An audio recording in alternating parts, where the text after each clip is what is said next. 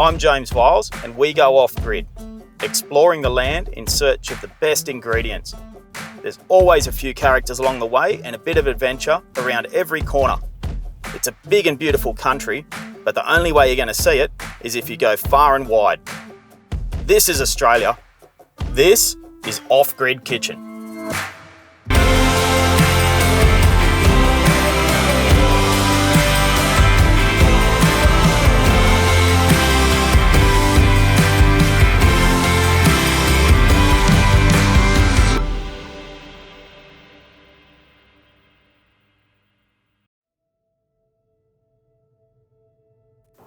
Day one, 5 a.m. start with a 12-hour drive ahead of us, and stopped for some coffee, fair few coffee stops.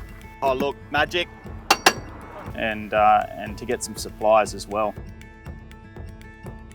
Midway, we stopped and made some bacon and egg sangers on a nice little dirt track.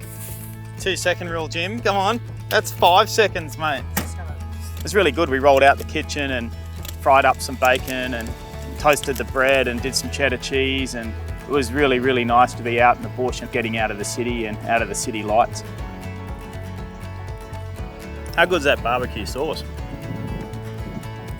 Spicy. Yeah. I do like driving and discovering these landscapes.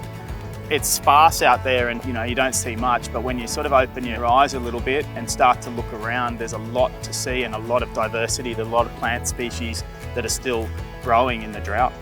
Any adventure is going to have things that go wrong. I see these things as obstacles and thought processes you need to go through in order to get somewhere that's epic.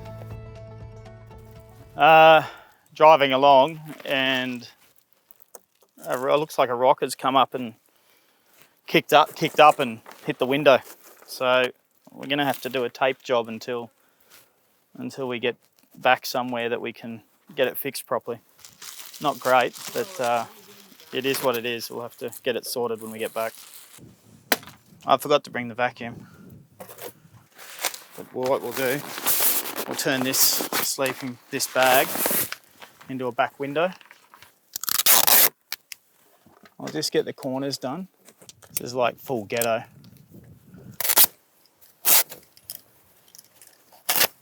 The OCD is starting to kick in now. It's becoming a bit of an obsession. Labour of love. Yeah, look at it's becoming art.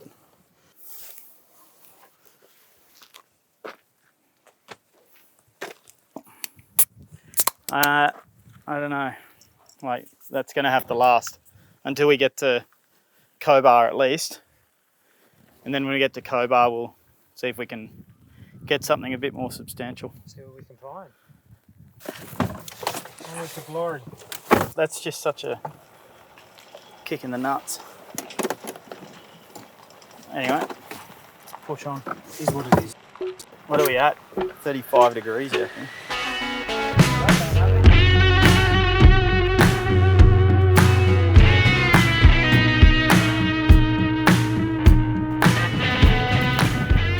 How is it out here? Look at this. It's insane. There is not a tree in front of us anywhere apart from that line of trees, which I reckon is the river.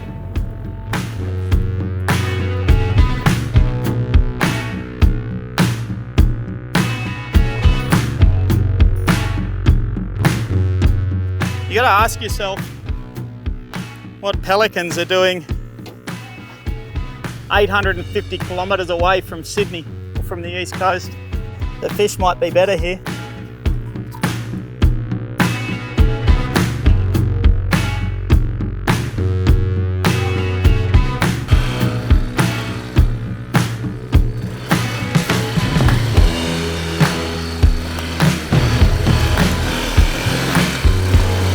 We need a couple of chopping boards because we've got one. And I just wanted to get some nice hardwood out of the bush and oil it up, and the other two, the long ones, we'll oil up and we'll smoke the fish on those overnight. We'll nail the fish to those boards and smoke it overnight. So, and then this one we'll stick on the fire. It's the best smell. See that? There's a couple of forks there. I'll go and cut those. Yeah. And then we can lean the boards up into them. Okay? Yeah, we just need a prod, like a Yeah. brace. Yep, easy. All right. Right, let's get into it. Drinks first though, Jim. Drinks always come first, chef. So we're just going to smoke this fish for breakfast in the morning. And if we smoke it on the timber, it'll keep it as well. Hopefully any oils that are left in the timber will come through the fish as well. We'll let that come down a bit. And then when it comes down, we'll hang the fish on here like this. And we'll just smoke it nice and slow. And the wind's coming from that direction, so the wind will blow that warm smoke onto the fish. And then that fish will flake in the morning and mix it with a bechamel and make a toasty for breakfast. But for now, we need to wait for those coals to come down. Where all these pelicans are, they're either eating fish or yabbies. And I know there's yabbies in there, so let's get that pot in. And you need rope, don't you? I need some rope. Where was there rope? The only thing I can think of is the... You know what? There's rope in my swag. So wherever there's a bit of oxygen in the water, there'll be some more yabbies. With a yabby pot, put some meat in the middle, make sure it's in the center of the yabby pot, and then cable tie it into the center, because those little yabbies, if the meat is in the pot and it's on the ground of the pot, they'll just go around the outside of the pot eating the meat, and you won't have any yabbies. You got to make it so they have to go inside the pot to get the meat. So cable tie that meat into the center of the pot and then throw it in there. Always go near some aerated water. Yabbies like oxygen, and aerated water means oxygen. So this should be a good spot. Let's see. The morning will tell us whether we know what the bloody hell we're doing or not.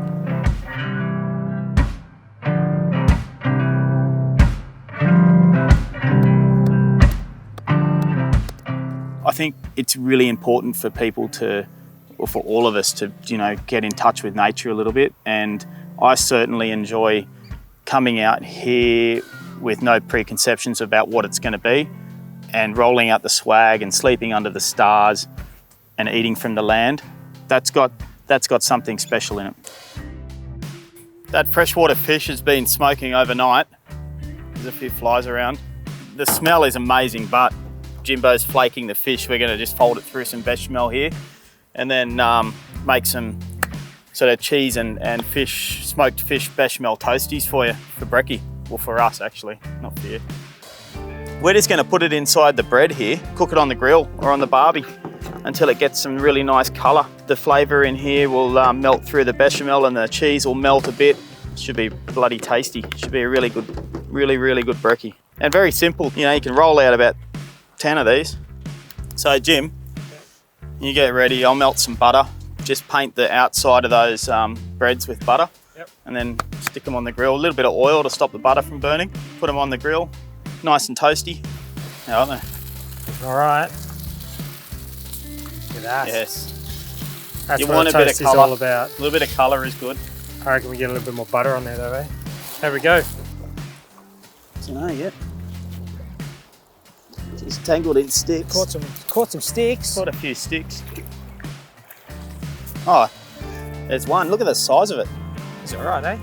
That's a purple claw. One yabby. That yabby is going to be shared amongst 3 grown men. Look at the size. That's a really nice yabby, don't you? Look at that. Let's eat him. Yeah, why not? I've never tried a yabby out of the darling, have you? So let's try him.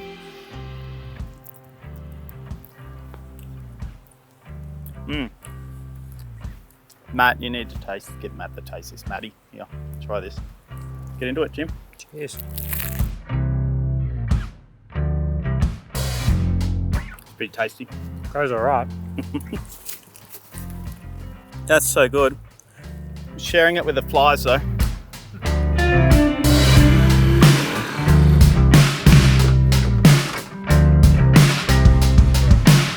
So we rolled into Tilpa, we met Phil, the publican there, and we started to pick his brain on where we could go for a fish.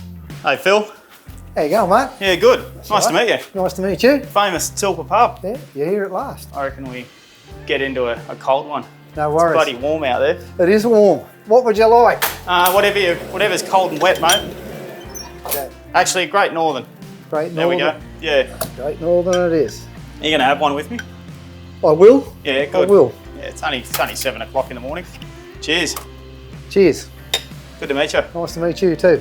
So, tell me about some of the people on the walls in here.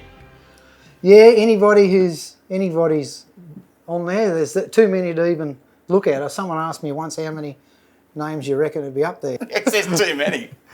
Yeah. We've come into town like yesterday and you're about to get a downpour of rain, maybe Yeah. this afternoon or tomorrow. This afternoon. They're talking very big chance this afternoon, tomorrow and the next So day. I'm nervous. I want to get off the roads before Yeah. that happens because it'll get slippery as. It will, and they're talking a fair bit of rain too, so yeah, it'll be enough to, you might be stuck here for a few days. It's not a bad problem, I don't reckon. So, Phil, you don't have to tell me, and you probably won't actually, you'll probably just make it up because that's what locals do with people that come in, tourists. Yep. Where's a good fishing spot? Okay, the best spot for you to go, Here we go, he's lying, look. the best spot for you to try is Yeah. go up just 5 k's upstream to the Weir. Yep. There's a great camping spot there, plenty of water there, and we're actually right in the middle of everywhere out here. We're a day from Sydney, a day from Brisbane, a day from Canberra, a day from Melbourne, and a day from Adelaide. So we're sort of Smack right bang in the middle. Yep, So you got your choice of where you want to go. where you want to go. Yeah. All right, Phil, mate, thank you for having us. No worries at all. It's, Thanks for coming. It's great. Yeah, it's great to be here and it's really special to be on the Darling. Yep, Yeah. it is. Darling's a place to be. It is. Well, it feeds the Murray and it feeds all the communities along the way too. Yeah, no, it's a great river. Yeah. Great river. We've got to look after it. That's right. Yeah. So thank you. No worries. I really appreciate it, Okay. mate. Cheers. Nice to meet you. Yeah. After getting some fishing tips from Phil, we threw the boat in the water and enjoyed the Darling.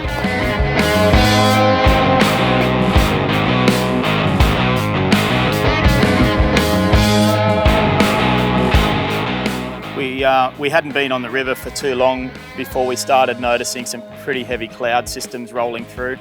So we decided to pack up and get rolling.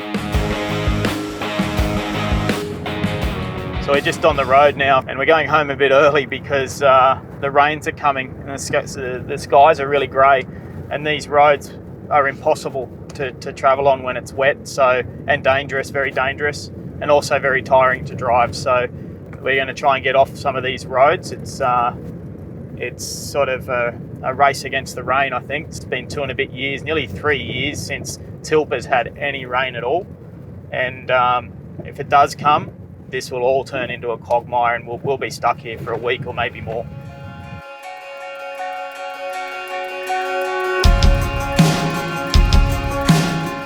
Leaving the region, I'm really happy to see that there's some clouds building up and some rain coming down. I don't know, for me, it just goes to show that there's never an ideal time to go anywhere. You've just got to go. You just got to go and visit these places and enjoy them. We all need to discover this region a little bit more. It's not that far, it's New South Wales. So get in the car and go for a drive.